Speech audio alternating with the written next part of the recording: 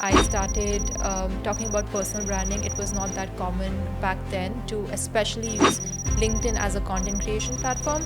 But I was somebody who was in college, just kind of sharing my college stories, life stories. I had started freelancing. I was talking about freelancing at the same time. So people really liked the way I wrote, and I was like one of the most consistent people on LinkedIn. And eventually it became a thing, and they're like, okay, you're the LinkedIn girl. So what I say for starters is that do whatever you want, because I know you will not get paid. I know you will come to me crying. Next time, charge in advance, because I also learned it the hard way. Hi guys welcome back to the fat cut show जहां हम करेंगे गपशप एकदम ही unfiltered if you still haven't subscribe to my YouTube channel do not forget to subscribe follow us on Spotify Apple podcast and amazon music and of course instagram. So today's episode, more than being gupshup, it's going to be a lot of information. Today's guest, she has 8 ebooks publications. She sold over 13,000 of them. And apart from being an influencer on LinkedIn and Instagram, she is also a personal branding expert and a writer.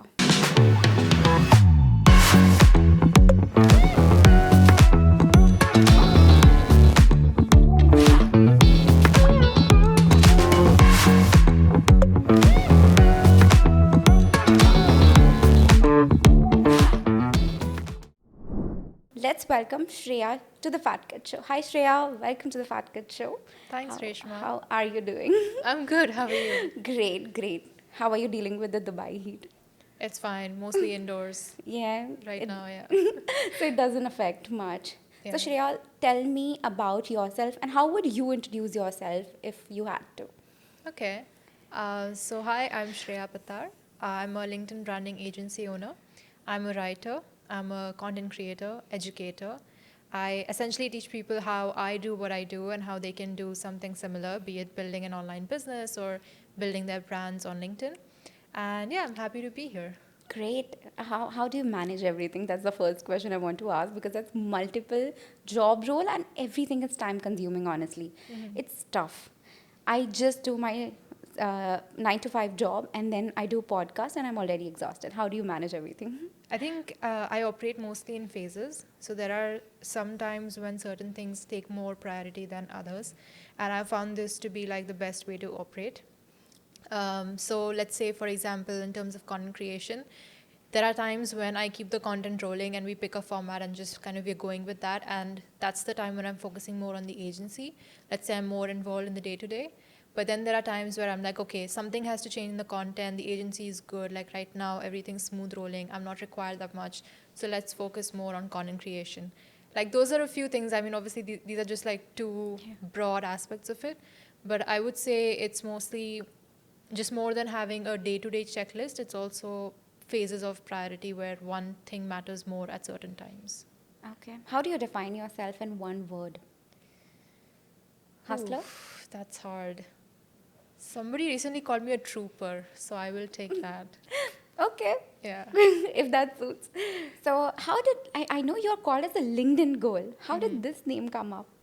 This actually came about from people who read my LinkedIn posts. So this was a name that they gave to me. And basically, I was one of the first people to start creating content on LinkedIn, especially in the Indian space. I'm talking like almost 6 years ago at this point. I started creating content on LinkedIn. I started talking about personal branding. It was not that common back then to especially use LinkedIn as a content creation platform. Mostly people were sharing like their certifications, or they were sharing, okay, I'm looking for a job, or I got a job recently, something like that. But I was somebody who was in college, just kind of sharing my college stories, life stories. I had started freelancing. I was talking about freelancing at the same time. So people really liked the way I wrote, and I was like one of the most consistent people on LinkedIn. And eventually it became a thing, and they're like, okay, you're the LinkedIn girl because there's nobody else who's doing what you do right now.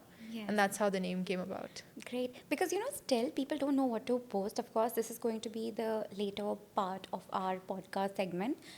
But coming back again, how did this transform into you owning an agency? And tell me more about what services you provide with your agency and how do you deal with the clients and Yeah. whatever you would like to highlight on that. Essentially, my very first post on LinkedIn went viral. So I had 1.5 million views on the post. What was the post about? It was about meeting the CEO of LinkedIn Okay. in my university. So I just made a post about that experience and that conversation that I had with him, and that post went viral. So when 1.5 million people see the post, it just kind of course, puts you in front of so many people in just like a span of 3 to 4 days. But did you create content on Instagram back then? No, this Okay. was my first. I used to write something, but it was under a pseudonym, like an anonymous account kind of thing. And I never wrote, let's say, something formal or professional or what we call like content or copy at that time. So this was the first time something went out under my name, first time that something was like content, let's say. And I was not operating on any other platform. So LinkedIn was the only platform I was on for 2 years before I thought that, okay, now is a good time to kind of add more platforms. And then I started Instagram, YouTube, and different things as well. Um, like once that post went viral, I got a lot of people reaching out like, okay, what did you do?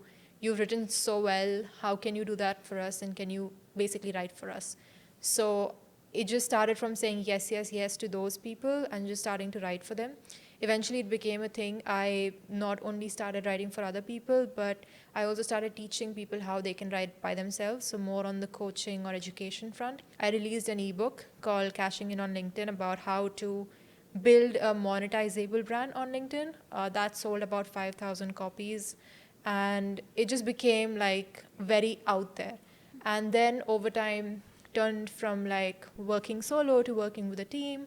Now we are a team of 12. We essentially do end-to-end LinkedIn for mainly for entrepreneurs and coaches, so people who are selling, let's say, high-ticket services, or people who are maybe established in their industry but just not that established on LinkedIn. So we help them build their brands, and we're working on some new things as well, which would essentially make branding, LinkedIn branding, more accessible, because that's like the next step that I wanted to take as to how can anybody who's a freelancer, maybe somebody who's just started out with a job, how can they also kind of start building their brand successfully, and how can they work with us? So yeah, based on whenever people see this, it should hopefully be ready by then. Yeah. What challenges did you face while building your agency? And how difficult was it to get your first client and negotiate? My first client was quote unquote easy because I didn't look for them. So my post went viral. I wasn't really doing anything at the time. I had just moved to Dublin for my university. So I was a first year fresh college student. Apart from education, like I wasn't really working on anything else. So when people saw that viral post and they reached out, I wasn't looking for clients. They just saw in my bio that I said like I'm a student and that I'm a writer, and they reached out to me. So my first 5, 6, 10 clients was super easy to get because they just kind of came to me. And then I realized this is a thing, right? So you can get leads inbound, you can get people to kind of reach out to you without having to look for them. So I think that was straightforward. But with an agency or when you have more responsibility, essentially, because when you're building a team, it becomes a more serious thing, I would say. Then it's not just, you're not just responsible for yourself, but everyone else actually comes first Yes. before you. And it's like this small family that you're taking care of, right? Yes. So I think the responsibility goes like way too high in it, like instantly. I don't think it ever gets easier per se, because every day with an agency is a different thing, because A it's so different people challenge. focused. Yeah. So it's a service, it's people focused. There's clients, there's leads that we speak to, there's ups and downs with the team. So there's a lot going on, and I think it never ends that way. But it's a fun process. So I think that's what makes it like, okay, just keep going kind Yeah, of thing. I'm sure, Shreya, but the thing is, even I'm from the digital world. So, the way it is in India, it's a little fast forward when it comes to the digital world and catching up trends and people being more educated about the social platform. Do you find that since your agency is mostly based in Dubai, your clients are majorly here, right? Or is it They're in India? not actually. They're mostly based in Europe and the US. Okay. Yeah. So, but anyway, since you are residing over here and you definitely know about the market over here, do you find any difference here that people are not able to educate themselves about LinkedIn branding? Or how important is it to put out yourself even on Instagram to brand Yeah. yourself? What are Yeah. your thoughts on that?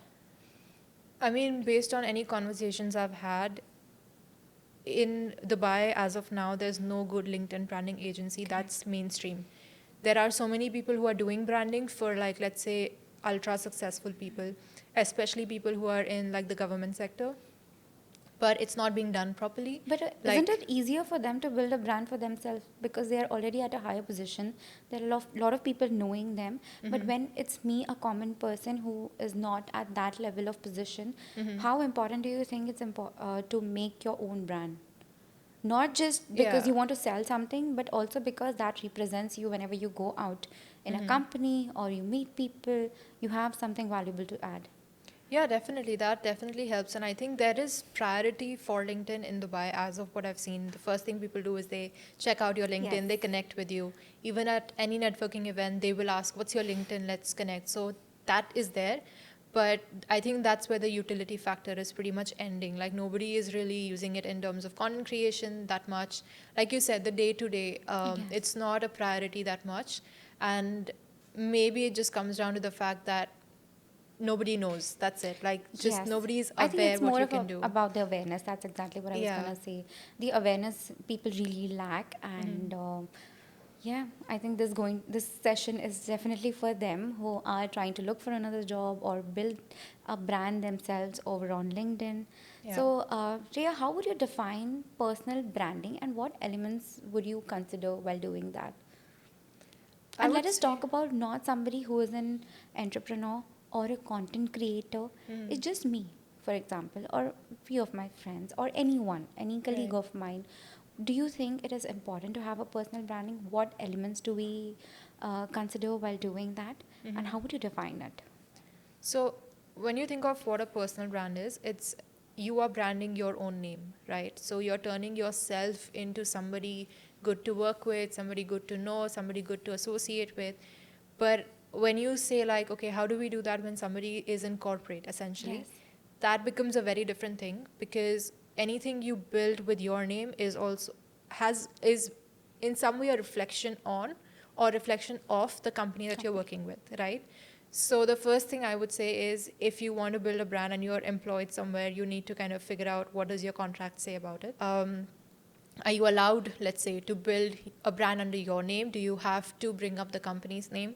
Do you have to kind of, let's say, hit some sort of metrics and KPIs that the company has set in place for their social media, which is also happening right now? It's becoming it's becoming, not, I would not say mainstream, but it's becoming quite popular Yes. that more and more companies are kind of giving their lead employees, let's say, the responsibility of publishing posts on LinkedIn a couple times a month, or to kind of reach out and find other people to hire or to work with or to generate leads through LinkedIn. So those responsibilities are coming up. So I would say you have to kind of speak to your, like, whoever your manager, or just somebody who knows what the rules are, let's say. The second thing is that when you're building a brand, you have to have like a futuristic approach. It's not that now I have a job, so I'm fine, and I don't need a brand or something like that. A job is secure to only a certain extent, and also a job is not your entire life. Typically people change jobs, people change roles, people change even industries, Yes. and it's become more easier nowadays to do that. If you have the right connections, you can switch just like that. So have a long-term approach. So let's say you are working in a corporate right now. Either you want to change industry, you want to change job, you want to get promoted within the same company, you want to become an entrepreneur, you want to become a creator. Build a brand that aligns with the future goals. Like 5 years from now, what you want has to be in place somewhat in your head, because your brand is not going to kick off instantly. It's going to take 3 to 5 years for people to actually know you, and for them to know what value you bring and all those other things. So I would say the main thing it comes down to is, what's your why? Why do you want to post on LinkedIn? Is it because everyone else is doing it, or because you know that it can serve you in some way? You don't know how yet, but you just want to be out there and see what it can bring you. So the why has to be very clear. Okay. So, do you have any case that you have worked on when it comes to personal branding of a company or an employee or a leader? Yeah, we do actually. We typically do it for like extremely senior leadership, so like the top of the top in a company. And one of the recent people that we are working with, again, like leading a billion-dollar company essentially, And the first thing that happened, the first post we did for him, he's a small account, but the first post we did for him was pretty successful. And the first thing that happened was, of course, he got a call from his HR as to, okay, what's going on? What is this about? What are you looking for? Like, and having all those conversations, right? Before he could just be like, okay, I'm just, doing this. This is why you Yeah. said that you need to check with your company You need policy. to check, yes. Yeah, before you give out any information about the company, you have to check with the company policy. Yes. It's not even information about the company, right? What happens when you're building a brand as a corporate employee is that the first thing a company thinks is, oh, you're trying to shift jobs. Yes. You want to quit. You're planning to leave. And if you're in like a senior role, for them, that's a much bigger consequence, right? Correct. So they will either do anything to keep you or make the replacement process much faster. And you don't want to be Yeah. in that spot. The companies get So- insecure. Yeah, That's how I would put it. and rightfully so. Yes, like, yes, for sure. of course, Yeah. because nowadays with personal branding, people change their minds overnight, right? Yes. And again, if you're in a senior level position, or if you're a key decision maker, or if you've been with the company for a long time, you are not replaceable that quickly. So the company has to look out for You start your themselves own as process, well. yes, for So, sure. Yeah. So later, what happened? Yeah, no, nothing. Then with the client, it was all good. Like the brand building is going good. It is directly positive for their company. It's positive for him as well on a personal level. So it works out fine. So I think, yeah, we had that conversation like, oh, I got a call from my HR, but all's good. So yeah. Yeah. But then, what kind of content do you post when he's just an employee in a company? Well, I mean, again, in this case, he's not an employee, he's the employee. Like, he's not, I wouldn't even call him an employee, he's one of the leaders, right? Okay. He decides how this company is going to look like 10 years from now. He decided 10 years ago how this company is going to look like today. He is what we call like a visionary. That's the person we say. So I think there is also this odd notion that it's only the CEO or the founder or the director level kind of people who are let's say, who have the highest stakes. It's not that. Everyone is operating in a different way. So it depends on their goals as well. What do they want out of LinkedIn? Like I said, your why has to be very clear. And then the content is in accordance to what you want out of LinkedIn. It has to be aligned with that. So currently, with your content, how do you engage with your audience in terms of content? What kind of On engagement? LinkedIn or Instagram, what is the kind of topics you talk about, or how do you tell people to build your personal brand? In terms of like doing it themselves, Yes. right? Okay, so it's very different, I would say, like on each platform, right? The way you use LinkedIn, or you use Instagram, you use Twitter is very different in terms of brand building, also in terms of goals. So I would say for LinkedIn, I am always first and foremost about figure out your why. And the second thing you need to do when you're building a personal brand on LinkedIn is to just be consistent. So I think a lot of people try to focus on perfection, or they think I don't have interesting stories to tell. But of course, you've done something, right? Like Correct. you can talk about your everyday and something that you remember, something that hit you hard, something that was a You big learn. lesson for you, something that you think can help others, or something that you wish you had known earlier that will again help somebody who's just starting out. So there are so many stories to tell. So I would say focus more on that aspect. That's personal branding. Otherwise, you're just trying to become some sort of a very odd news reporting platform Yeah. kind of thing. You don't want to do that. You Yes, want to yes. share But- experiences. But for do you think that being present on multiple platforms is important when it comes to personal branding, or is it just like one platform, LinkedIn, is what you want? Should people be active about? Being active on social media right now is not easy unless you have at least one person along with you Yes. who's, let's say, editing your content or publishing it for you or managing something. It's not easy, as especially if you're employed full time, unless you decide I want to become like a content creator and I want to be out there. I'm a person with a mission and I have to do this because it adds some value, or because I care about whatever for whatever XYZ reason. If you don't have all those things, you will not sustain. Like, Yeah. it's not easy. It This looks was my easy. next question, because not everyone has the ability to understand social media as well and what kind Yeah. of content they need to post. They don't know what content goes on TikTok, is it different from Instagram Reels or YouTube Shorts. So it is very difficult for somebody at that level Yeah. to be active everywhere. Yeah. Yeah. So what are the key elements you consider when it comes to building a LinkedIn profile as a corporate employee? As a corporate employee, again, the value system has to be very clear, and as to what you want out of it, that will define how you position yourself, right? So, are you talking more about your association with the company you're in? Are you talking more about your skills? Are you talking more about the results? Are you talking more about your overall career journey so that you can help other people? So, what is it coming down to? And again, I'll just go back to saying that you have to kind of figure that out with your employer and see how much freedom and flexibility you have to keep it all about you as opposed to the company. So that But would. for example, like I work for a corporate, it's called Honor Smartphones. Okay, I'm in digital media as a media buyer.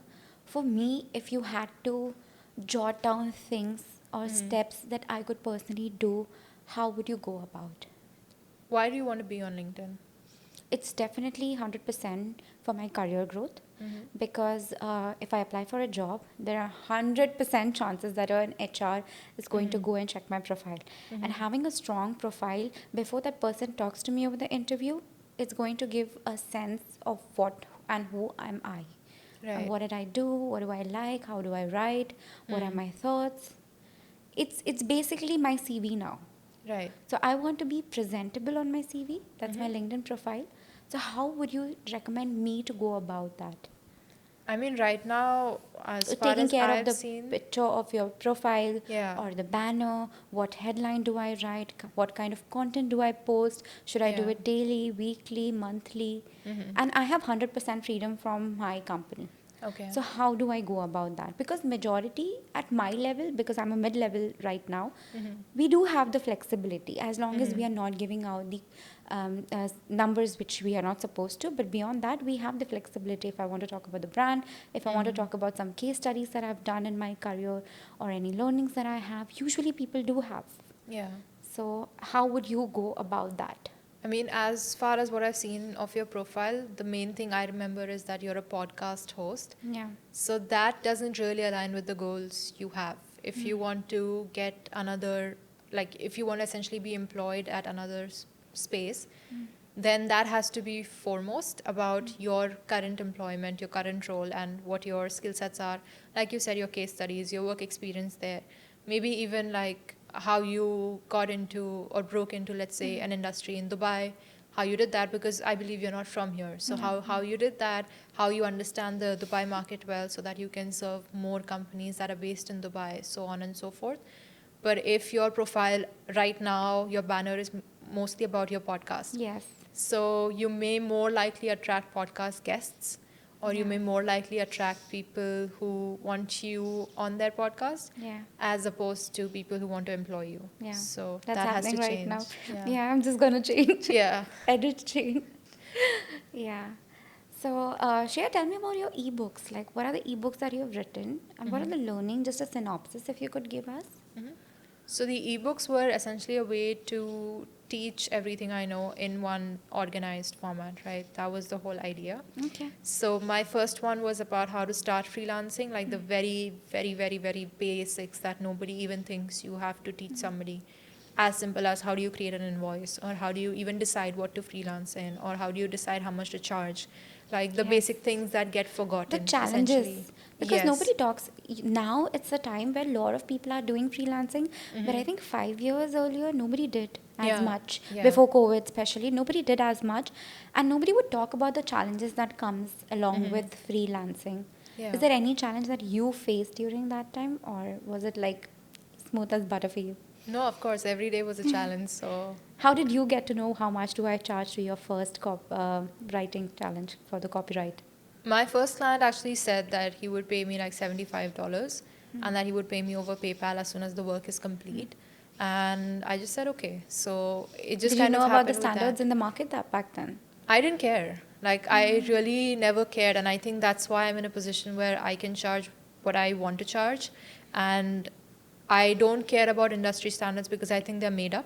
And if I went with what we call industry standards, I would nowhere be close to what I'm doing right now. So I think those are the kinds of things, right? Because when I started talking about how much I was charging, I was one of the most premium freelancers in all of India, essentially, at that point. I was charging some of the highest prices you could think of. And this was when I was in first year of university. There were people who had journalism degrees. There were people who had like multiple masters in literature and writing and whatnot. And they used to be just angry and reach out like, you're lying, this is not true, you're like not even half my age, or like whatever, like how are you doing this? But the fact is that they just went out of what we call industry standard. They were getting paid like 10 paisa per word, which I don't even know how to put it in like dirhams. Yeah, basically. it's barely anything. It's barely anything. And these are people who have multiple degrees and they just don't have the confidence to charge what they want. And I came in and like the first client paid me $75. It was for 400 words.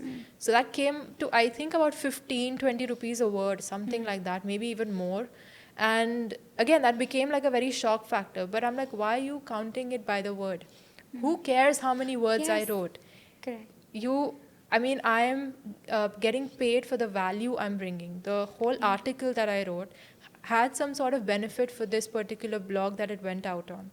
I'm not charging for the number of words. And then in India, you also have this thing where people will nitpick. Oh, is not a word, the is not a word, is not Really? a word. And they will try to remove that and, then try to pay you as per that.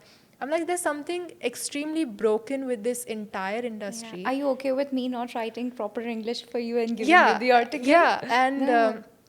I have never faced that, but I have had people reach out to me saying that is like the and counted as words, because my client is saying it's not words. So I'm like, okay, something is majorly wrong, and this happens only in India. I don't know why. So I started making it like really putting it out there about how much I charge. I started being very open about it. I started being open about what I was doing for clients, what kind of results we were generating. I started being open about how many clients we were working with. Until a point, I was also sharing how much money I was making, because I wanted people to see that this is real, this is possible, and it's not as far-fetched, or it's not an American dream as many people think. It's possible for anyone. And that's the point of being over the internet, right? You can work with anyone you want in any location. You're not getting paid based on where you live. You're getting paid based on the value you are adding.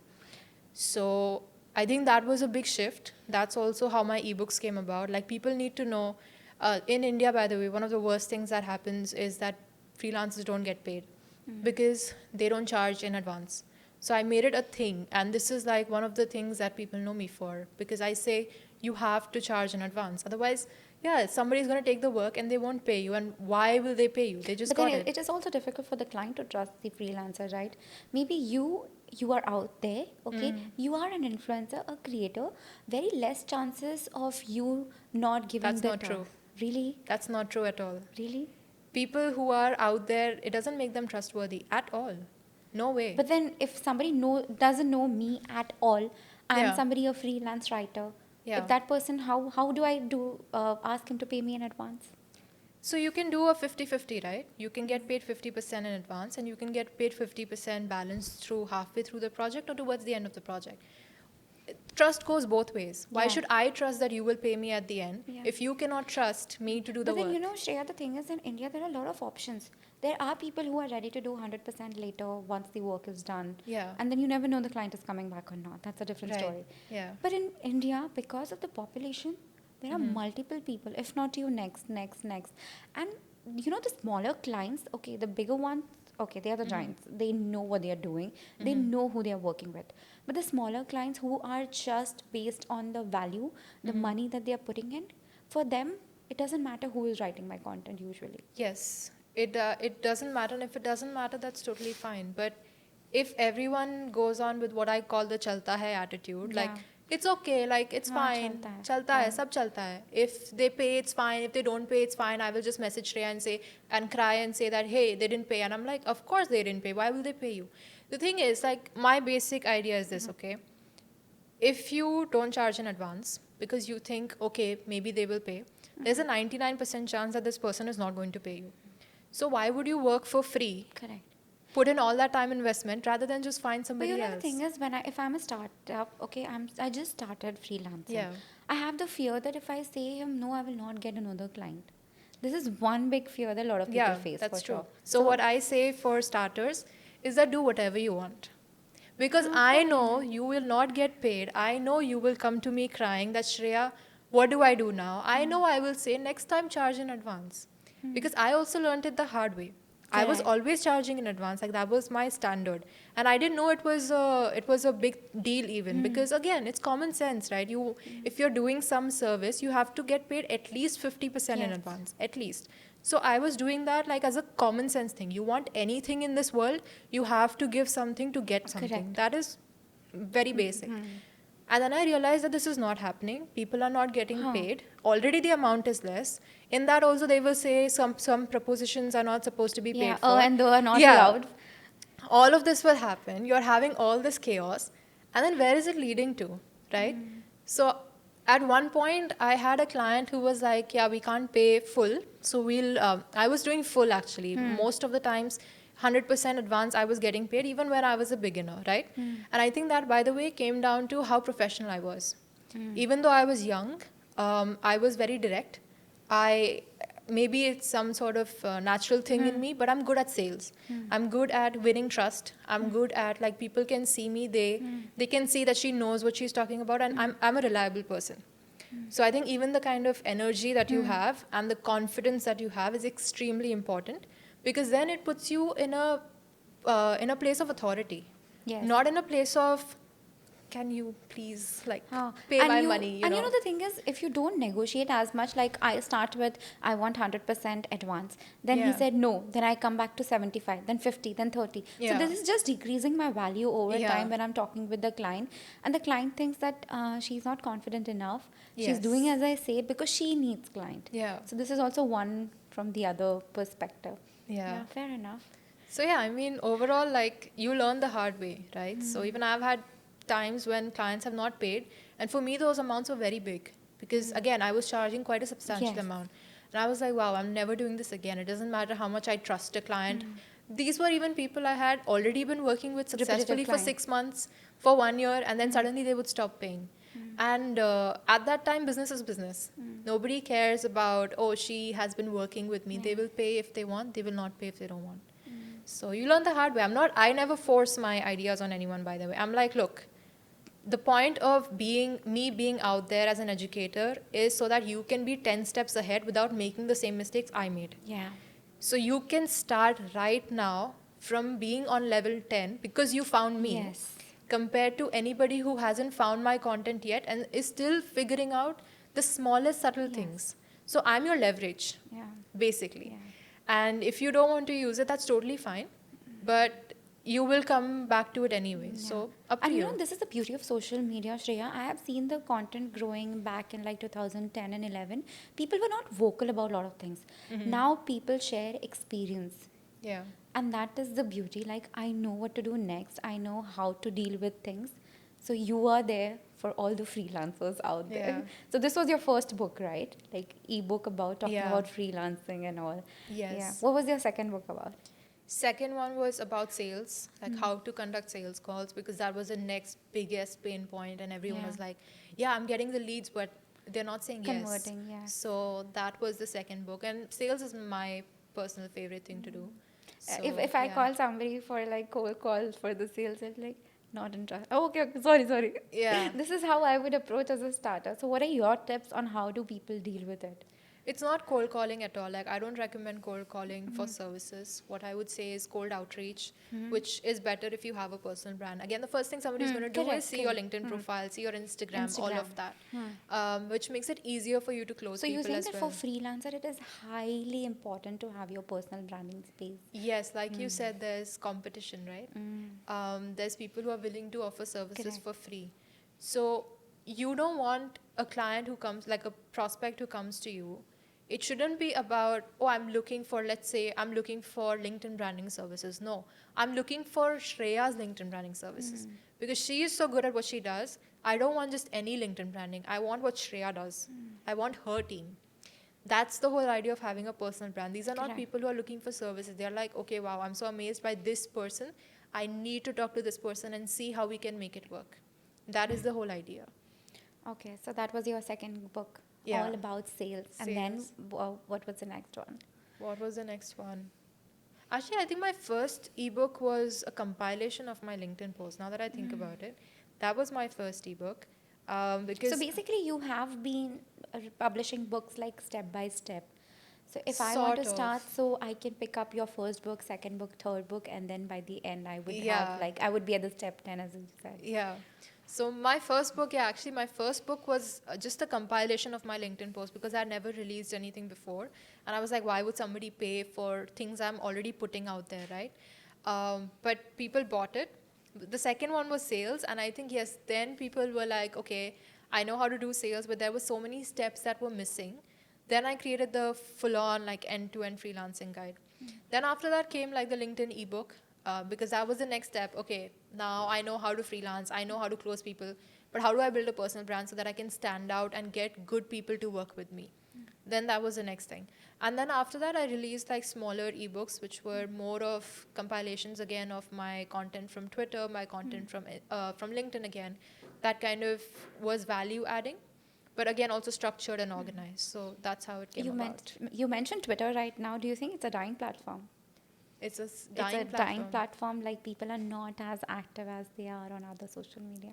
No, I think they are active. Maybe not so much from the content creators space. I don't typically see a lot of fresh content on Yes. Twitter. It's just very copy pasted from LinkedIn, from Instagram. I think that way it becomes boring.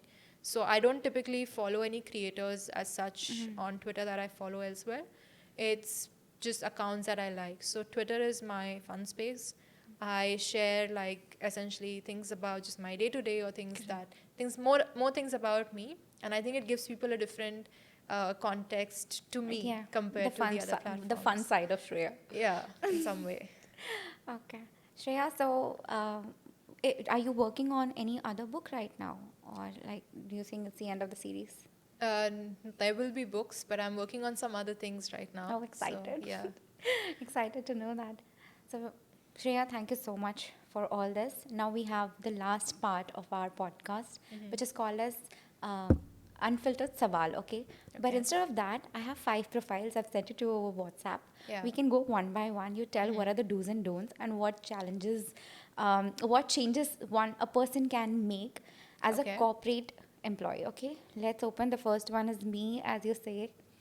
Yeah. Okay. Now that I see it with a different perception, it's all about Yeah. podcast. We will have it presented over here, guys. Don't worry. Yeah. Yeah. So if you had to go one by one, what changes do you think I should make? I want to put myself out there as a digital marketing specialist, but that's not just me. I have another side of me, which is podcasting. Yeah. How do I balance both of this in my LinkedIn profile? I want guests. I want a good job. Hope my Right. HR is not listening. Yeah.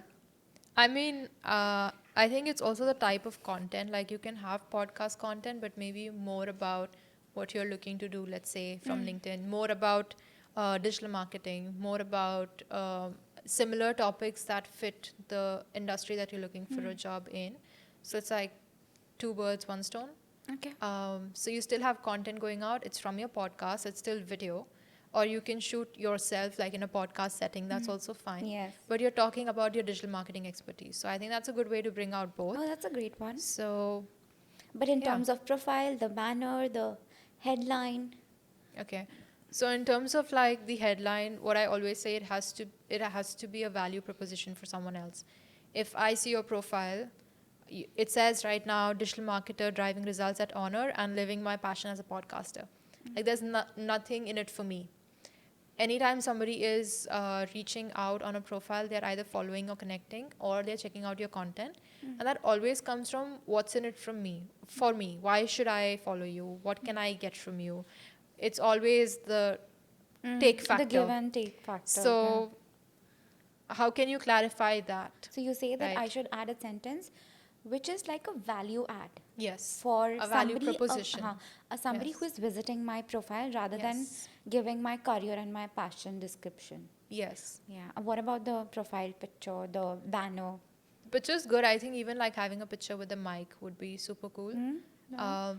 And even on the background, because you've done podcasts, you can have your podcast guests like as a collage or something, and just kind of bring it out, like bring out your network. I think that's also a powerful thing for your digital marketing expertise. It's digital, right? Yeah. So that would work. Okay, great. We can go to the second profile. Let's see who is it. It is a senior level, so he's a colleague of mine, ex-colleague of mine. He's the head of sales at Vivo Smartphones. So right now we see that it's a very direct statement which says head of sales at Vivo, the banner, the profile picture. What are your thoughts on this? We can also read maybe about section for him to see what if whatever he's written, do you think it's falling, because he's the head, like the Right. head of sales, somebody a decision maker, somebody whose team decides the bonus for the next year for the other employees. Okay. So yeah. I mean, this has to again come down to what is his goal. Like, he's not even active on LinkedIn, so I would say maybe it does not matter to him. Um, Last post was like 4 months, 9 months, 10 months. So But what is the frequency you recommend to post? That's a question. That's a question. at least 2 times a week. But like when we do it as a service, we are doing about 4 times a week. Yeah, okay, but So we are then more personally, regular. it's 2 times a week. At least. So he can talk more about the smartphones that we are launching, what is different from the others in the market, how his how his direction helped in achieving more sales. Yeah. Is this something that you would Yeah, recommend? whatever he's allowed to talk about. But mainly, again, I think if, let's say, he's also responsible for lead generation or hiring in some way, then that can be mentioned in the headline as well, that we're looking for people, or click the link to apply to work with us or something, because of course it's a big company, it's Correct. a popular name. Correct. And What about his about section? Because this is the section where a lot of people ignore what is written. yeah, I mean, I personally don't find the about section to be important anymore. Okay. Because everything gets pushed above it essentially. But yeah, again, it comes down to what he has stated is multiple keywords of specialties. But again, it's just why are you using LinkedIn? What do you want out of it?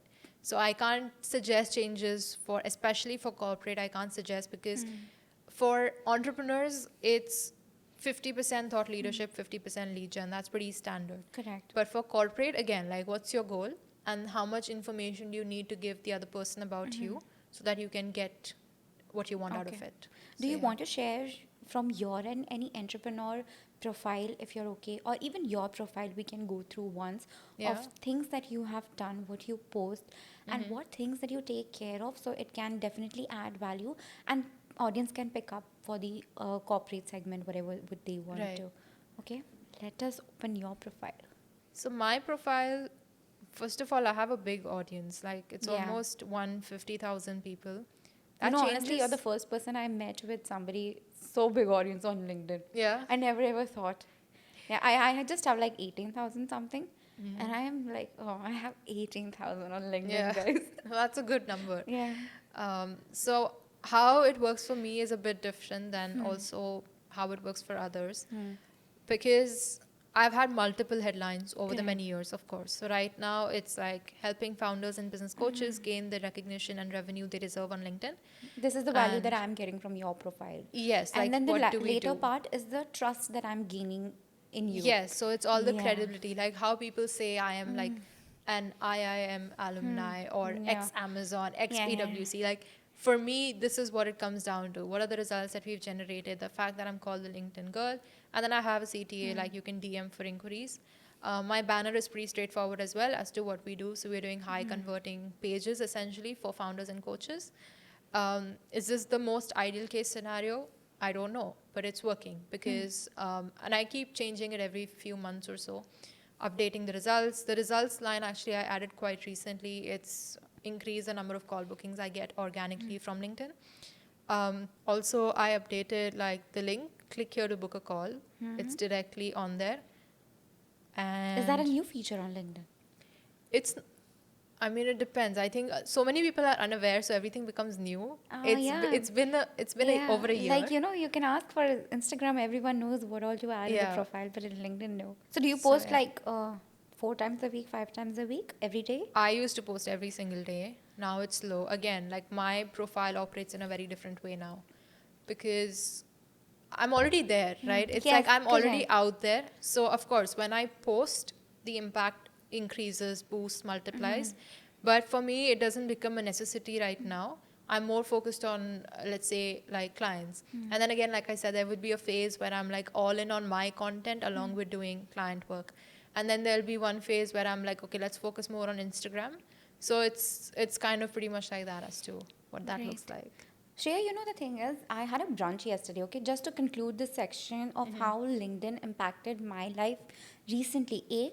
I got this job that I'm working at Honor 2.5 years back via LinkedIn. Okay, this is one thing. Second thing, since I started podcast, I'm done with like 8 episodes uploading, and we are at the season 2. It's a little back here and there. But in my LinkedIn profile, I've got Snapchat people added of UAE, Google, TikTok, Meta. So I have to meet them almost like once a month for my work. Yeah. And they all recognize me now. Reshma, you Yeah. started podcast. So that's adding value. Second, I had few interviews in the past. So they also were able to see that, okay, she's a podcaster. So this is also a great communication starter in my interview. And Yeah. when people know me, what I'm doing, I suddenly have a sense of confidence that I can talk. I am not just no one. I am Yeah. someone. Yeah.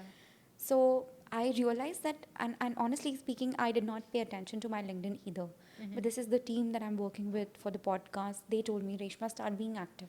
Yeah. And the best way to do is summarize your episode, add your learnings of what you're doing, and people will love it. And I'm like, great. But I think Yeah. your addition, that since I want to grow in terms of my career as well, it's better to add some digital marketing aspect of things you've done and what. Yeah. Yeah. So I think, yeah, it's a good one. I think this has been a great informative podcast, not a topic but a lot of people would talk about. And I'm going to leave Shreya's all her social media in the description box down below as well. So thank you so much, Shreya, for being on the Fat Kid Show. I hope you had fun. I Yeah. hope it was definitely knowledgeable, and I cannot wait for your further ebooks. I'm Thank going to you. start reading all of your older ones as well. Thank you. Thank you so much. Great. So thank you so much, guys. I hope you had really good time. You did learn about a new platform. Not everyone is active, LinkedIn. Your challenges and the guru you can follow literally for the freelancing. It was great from my end as well. I did learn a lot of things. So if you still haven't subscribed to my YouTube channel, do not forget to subscribe. Follow us on Spotify, Apple Podcast, and Amazon Music. And I'll see you next time. Bye.